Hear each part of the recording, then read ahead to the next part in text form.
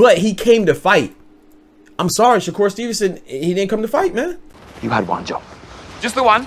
From the hood to college, both worlds they had to meet. 6 degrees between us, so cold, we're about to freeze. But we're Florida boys, hot takes, we bring the heat. We're moving the culture, the engineers to the streets.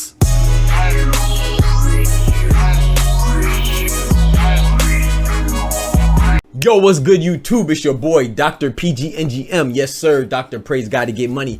Back for another YouTube video. Banger, man. Yes, sir. Hey, today, bro, you know, I was like, man, I don't even want to comment on this fight. You know, the fight I'm speaking of, Shakur Stevenson versus Edwin De Los Santos. I didn't want to comment on it because it was so disappointing, man. You know, I love boxing. I was like, I'm not even going to make a video. But then as I was, you know, working on some things for my channel and stuff like that, I came across this Ryan Garcia, man. He had some comments on the fight. And you know, it just persuaded me, and it demanded that I had to make a reaction, man. So I had to come kick it with y'all, let y'all know, man. You know, it's funny because in the last video we talked about Mr. Tim Bradley. We talked about Mr. Tim Bradley and ESPN's pound for pound list. You can see Mr. Tim Bradley right there and company right there, man. And man, I was like, bro, there's no way that you can make a pound for pound list and then also talk about Devin Haney, Shakur Stevenson, and Tank Davis, and put Tank Davis behind not only Shakur Stevenson, not only Devin Haney, but also Teofimo Lopez. What? It's like there has to be some type of bias. Now, like I said, man, I have the utmost respect for Mr. Timothy Bradley. Why the fuck you lying? Why you always lying? You know what I'm saying? All the people that do their job, the commentary, because that makes a fight way more interesting. All sports, you know, so it makes it interesting. But I know it's damn near impossible to separate the bias. You know, you're going to naturally have an inherent bias towards somebody, but you cannot let that dictate you to the point where you're manipulating what we're watching in the fight. Like if you listen to the commentary, you would have thought that Shakur Stevenson was just going buck nuts on him. Why the fuck you lying? Why you always lying? You know what I'm saying? Just demanding, just commanding and controlling the fight. It's like, bro, but that was not the case, man. Not only was the fight boring, but it was just like, yes, Shakur, don't get me wrong. Now, I'm not some of you delusional people. Some of you delusional people are saying that Edwin De Los Santos won. No, the hell he didn't. Edwin did not do enough. He was still coming as a challenger. He's a lesser known fighter. He had to take the fight to Shakur. But Shakur also, it was on Shakur to try to show like, hey man, this is your spotlight. This is why you want people to watch you. This is why people say that you're the best. It's your time to show out so you can demand these next fights and have people on your bandwagon and on your side saying, yeah, Devin Haney needs to fight this guy. Tank needs to fight this guy. Big names, Lomachenko needs to fight this guy. You know what I'm saying? And we need to watch it. He didn't do any of that. Now, but the commentary, man, when I was watching, not only was it a boring fight, the commentary was completely biased, man. Why the fuck you lying? Why you always lying?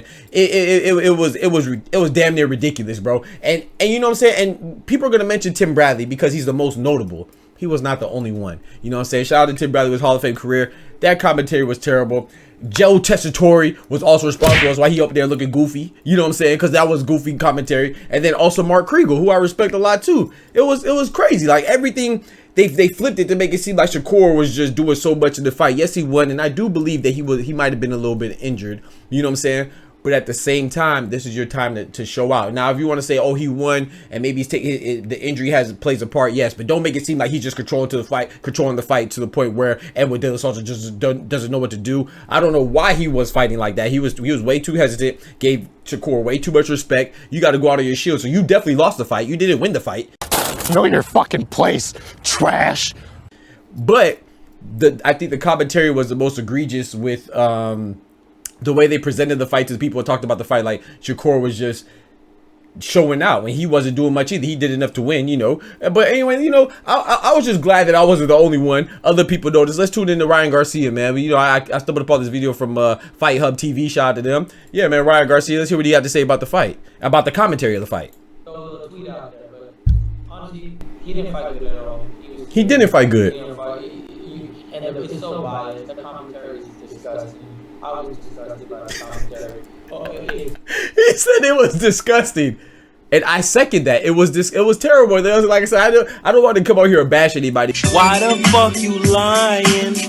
Why you always lying? But I do agree with him with that sentiment, man, it was uncalled for, man. They were making it seem like Shakur Stevenson was just outpointing this man, and he was just controlling the pace, and he was being reactive, and he's a counter puncher. He's a smart fighter, yes, but he didn't do anything to raise stock for his name. He didn't look spectacular. You know what I'm saying? Maybe he was fighting a little bit hobbled, a little bit injured, which I'm going to give him the benefit of the doubt to say that. But don't make it seem like he was just controlling and manipulating and bending Edwin De Los Santos to his will. Edwin De Los Santos was just, I don't know what he was doing. He didn't take enough chances, man. He ain't taking enough chances, man. So I just felt like, yeah, that was crazy, man. And like I said in the last video as well, it's like we it was like I'm a prognosticator, P, man. I predicted this, bro. I even said in the last video that even if Shakur Stevenson beats Edwin De Los Santos, because he's not known, it's still not going to move him up in the pound for pound list, because Edwin De Los Santos doesn't have a name, which is why I'm disappointed in him and his effort. You got to go out on your shield, man. That's why I want to salute people like, Errol Spence and even Ryan Garcia, because you can say what you want about them. They left it out on they left it out on the mat, man. They left it out in the ring, you know what I'm saying? So like we talked about how that is, man, and how Shakur needs to step his game up and give people a reason to tune in. And this is exactly what Ryan Garcia also talked about. Let's listen to him. I'm like, oh my God, this is always on watch. I might want to get on you, and I like him to be real quick. But his commentary, man, you gotta be real, man. You can't be like that, it's not good for boxing. Which I agree, it's not good for boxing, and the man said it was so boring he wanted to turn it off. Boring. And the fact that the commentary was so bad and so biased, you wanna watch it on mute, because it just wasn't giving the accurate depiction and illustration of what was going on for those that are listening, you know what I'm saying? So I really feel like the commentary was bad. They need to go back and hit the drawing board and check themselves on that, man, because you could be biased a little bit, but that was ridiculous, man. That fight was nowhere near. You would think that Shakur Stevenson was just looking good. He was just, so impressive. There was nothing impressive about that fight, man. I like Shakur. I definitely think he's one of the best. Like I said, sometimes I pick Shakur over Tank. Sometimes I pick Tank over Shakur, but I picked them both over Haney. However, he didn't do himself any favors, and Haney going to talk on Twitter, what it was expected and anticipated, and yeah, he deserves that, throw a little shot at Shakur. But yeah, I feel like with Shakur, man, he got it's like he kind of reminds me of Floyd, man. His style is, it's okay to be, but not that he reminds me of his fighting, but I'm saying as far as people are gonna get bored. The casual, most people, the casual boxing fan, they want to see knockouts and stuff like that. It's not called Knockout Kings, it's called boxing. Floyd would outbox you, but what did Floyd do early on? At Shakur's stage of Floyd's career, Floyd was what? That man was Pretty Boy Floyd, and what Pretty Boy do? He went in there, did everything but look pretty. He got in there, got dirty, you know what I'm saying? He got in there, fought, you know what I'm saying? He went through them hands. He didn't hold back. Now when he started sustaining little hand injuries and he turned into the moniker Floyd Money Mayweather, he donned that moniker of Floyd Money Mayweather. He started being a little bit more cautious, a lot more counter punches, let his opponents come to him. But at that point, he already established himself as a star. You see what I'm saying?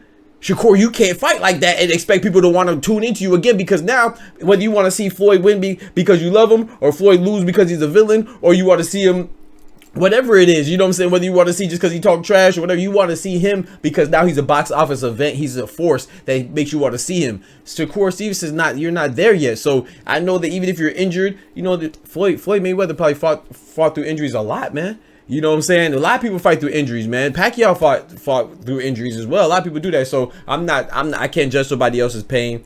But at the same time, you got to go out there and put it out. Even if it's like the last 2 rounds, you got to lay it all out there, man. And he didn't do that. So like, I'm really not impressed with that fight. I'm a boxing purist. I love boxing. That was boring. But shout out to Navarrete and Conceição. They made the night, man. Navarrete, Emmanuel Navarrete, and Robson Conceição, bro, they went crazy. That was fight of the night for sure, hands down. They went crazy. That fight was good. Salute to both of them. I think it was a dope draw. So I didn't know who won. Conceição had 2. He got knocked down twice by Navarrete, but they really saved the night for me, man, because I'd have been disappointed if I just had to depend on Santos and Shakur Stevenson, man. Y'all let me know what y'all think. I ain't gonna keep it too long. But also I wanted to say, man, I know I keep bringing up last video, man. Y'all go check out the last video, man.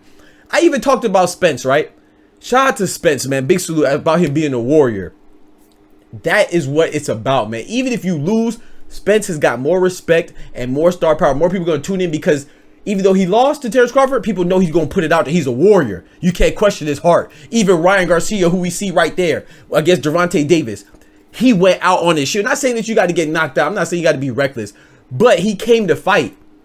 I'm sorry, Shakur Stevenson, he didn't come to fight, man. And like I said, I want to emphasize once again, I'm not on Edwin De Los Santos' side. He should have came to fight. He gave Shakur Stevenson way too much respect because that should be embarrassing. If Shakur Stevenson really is hurt like that and he beat you with one hand, you terrible. Know your fucking place, trash. So the way you was running your mouth post-fight, it's like, bro, shut up. You ain't got no right to talk either. You can say, yeah, he felt like he ran for you, but you should have ran him down. It's a square circle, baby. You can only run so much. You know what I'm saying? You're supposed to run him down. Chase him down, hawk him down. Look what Ricky Hatton did. You know, Ricky Hatton tried to charge Floyd so much that Floyd hit him with a check hook, and he ran head first into the turnbuckle like a Spanish bull. Are you sure it was him? They not jumping me? Ain't nobody jumping me? I'm not saying do that, but do something. Edwin De Los Santos didn't do nothing, man. So both their stocks go down, in my opinion. They could both go say what they want, but Shakur, the right person won. But Shakur Stevenson, you got to turn the volume down a little bit with your trash talk. Now it's like, yeah, you can try to talk trash talk Devin Haney. You can say Gervonta Davis, you want an opportunity. Lomachenko needs to give you an opportunity. What makes me want to go watch you? How did you convince me as a viewer or the casual boxer fan? Sorry about that, or the casual boxer fan to go out and want to watch you? There's nothing that you did to intrigue us. You know what I'm saying? And it was on a weekday. It wasn't like it was a weekend. It's a weekday. So people stayed up to watch y'all fight, and this is what you give us? Nah, bro, you know what I'm saying? Like I said, I still think Shakur Stevenson is a beast, but you got to check himself on this one, man. But yeah, let me know what y'all think in the comments. Do you agree with me? Do you agree with Ryan Garcia? What do you think about the commentary between Tim Bradley, Mark Kriegel, and Joe Tessitore? Like, I really feel like, you know, they had their bias on Front Street. You know, they didn't even hide it. Like, don't make it seem like it was just a great showing and a spectacular showcase from Shakur Stevenson. Why the fuck you lying?